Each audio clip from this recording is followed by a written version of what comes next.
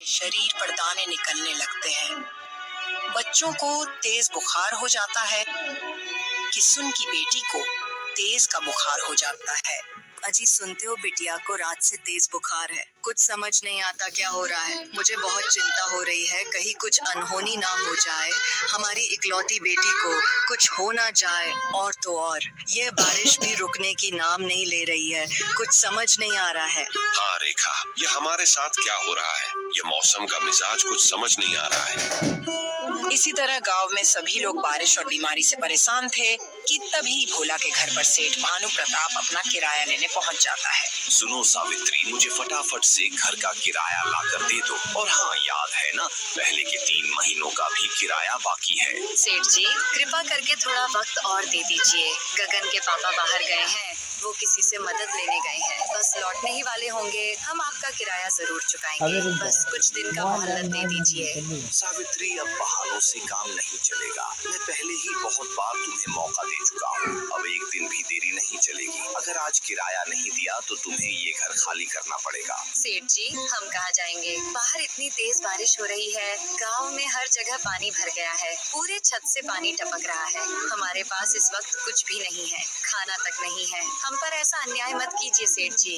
देखो सावित्री, बारिश के वक्त हमें भी तो खाना चाहिए। तुम लोगों की दिक्कत मैं हर बार नहीं सुन सकता। ये बारिश एक दिन की नहीं है, कम से कम 1-2 महीने चलने वाली है। ये सब सोचकर बोल रहा हूँ। सेठ जी, बस कुछ दिन का और समय दे दीजिए, हम आपके पैसे लौटा देंगे। नहीं सावित्री, मैं अब तुम्हें एक भी दिन का भी समय नहीं दूंगा।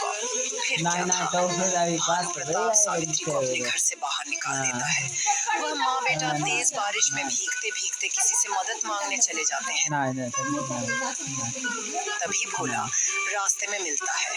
क्या हुआ सावित्री, तुम इतनी तेज बारिश में यहाँ उधर लेटर ना तुम और तुम जरा भी दिमाग नहीं की? उधर लेटर तुम्हें दिक्कत है क्या? बारिश में भिगो रही हाँ क्या करूं पड़े जी?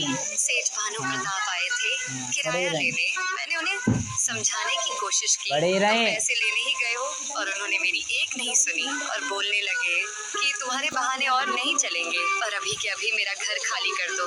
उन्होंने तुम्हें इतनी तेज बारिश में बाहर निकाल दिया, क्या उनमें इतनी सी भी इंसानियत नहीं बची? अब हम क्या करेंगे जी, हमारा तो कोई है भी नहीं, हम कहाँ जाएंगे? अब हम गांव वालों से मदद मांगेंगे, कोई ना तो कोई हमारा सहायता जरूर करेगा। वह तीनों गांव वालों से मदद मांगने के लिए जा रहे हैं। तेज बारिश और कड़कती बिजली इतनी तेज थी कि शरीर सुन्नन हो जाए।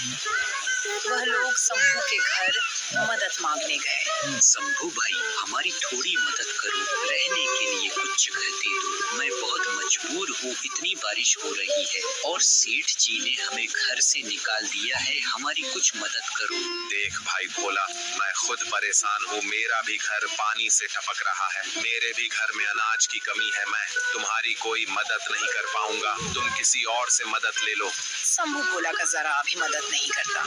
वह लोग निराश होकर वहां से दूसरे के घर जाते हैं, मगर कोई भी सहायता नहीं करता। फिर वह लोग निराश होकर जंगल के रास्ते दूसरे गांव में जाने लगते हैं। तेज बारिश की वजह से तीनों लोग भीग चुके थे। बिजली की कड़कती बारिश को और भी भयानक बना रही थी। जाते जाते उन्हें एक बहुत पुराना घर नजर आता है। वह लोग उस घर में जाते हैं। घर काफी डरावना था। अंदर जाते ही गगन अपने पिता से बोला, पिताजी, मुझे बहुत जोर का बुखार है, सांस भी नहीं लिया जा रहा है, लगता है कि अब प्राण निकल जाएगा। इतना कहकर गगन बेहोश होकर गिर गया। यह देखकर भोला के पैरों तले जमीन खिसक गई। अरे यार तुम दोनों पति पत्नी पागल से हो गए। बेटा, ठंडे तुम्हें पे कुछ लगाया नहीं करो। होने दूंगा, तुम परेशान मत हो। गरम सावित्री, करो। तुम गगन का ख्याल रखना, मैं अभी किसी से मदद मांग कर आता हूँ। अबे यार निकल पिता तेज बारिश में फिर से चल पड़ता है। जंगल में चारों तरफ बिजली गरजने की आवाज गूंजती रहती है। वह सबसे पहले किसुन के पास जाता है। किसुन भैया, मैं बहुत मजबूर यार, हूँ, तुम मुझे चैन कुछ ना पैसे हटाइए। दे दो। मेरे बेटे को बहुत जोर का बुखार है, बढ़ाई दो उसके बस। लिए पैर- दवा ले जाना है। तो मेरे अगर समय पर दवा नहीं मिला तो मेरे बेटा की हालत और खराब हो जाएगी। देख भोला, मेरे बच्चे बीमार हो रहे हैं, कच्चे घर ढहने लगे हैं, गांव के लोग एक एक कर बीमार पड़ने लगे हैं और जानवर मरने लगे हैं, सड़कें धंस गईं, तालाब लबालब भर गया है, बहुत बुरा हाल है, मैं कुछ नहीं कर सकता हूँ। भोला का कोई सहायता नहीं करता है। भोला कई घर गया, लेकिन कोई उसकी मदद नहीं किया। फिर भोला दुखी मन से एक पेड़ के नीचे जाकर बैठ जाता है। तेज बारिश और बिजली की चमक जैसे कुछ कह रही हो। भोला दुखी मन से बैठा ही था कि तभी सामने से एक बूढ़े साधु वहीं से गुजरते हैं। बेटा, मुझे बहुत जोर की भूख लगी है, अगर कुछ खाने को मिल जाता तो बहुत अच्छा रहता, क्योंकि मैं कई दिनों से भूखा हूँ। भोला इतनी बात सुनकर सोच में पड़ गया। मेरा बेटा जिंदगी और मौत से जूझ रहा है और मैं कुछ नहीं कर पा रहा हूँ। बेटा, क्या सोच रहे हो?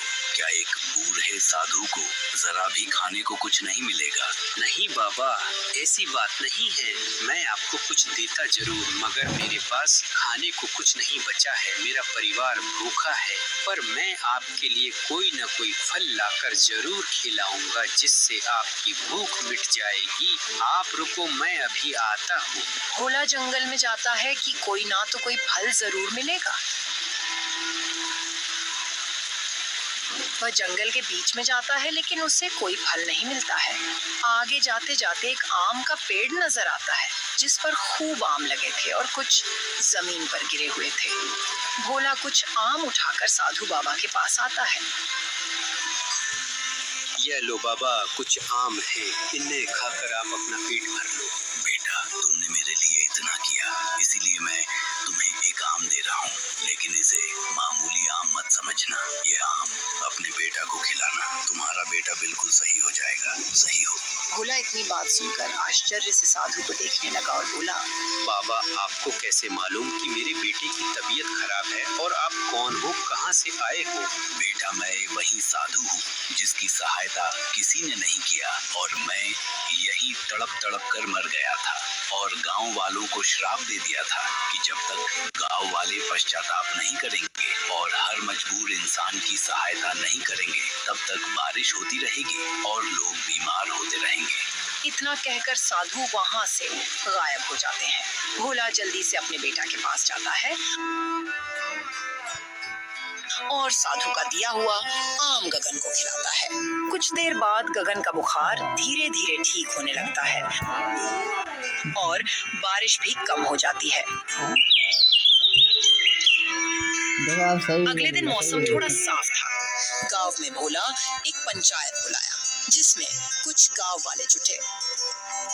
भाइयों बहनों, अब तो हालात हाथ से बाहर हो रहे हैं। पिछले महीने मलेरिया से 4 बच्चे मर गए। पिछले हफ्ते कालूराम की घरवाली भी चल बसी। ये सब कोई आम आपदा नहीं लगती। ये साधु का श्राप है मुखिया जी, हमने उनका अपमान किया था, उसी का फल है ये।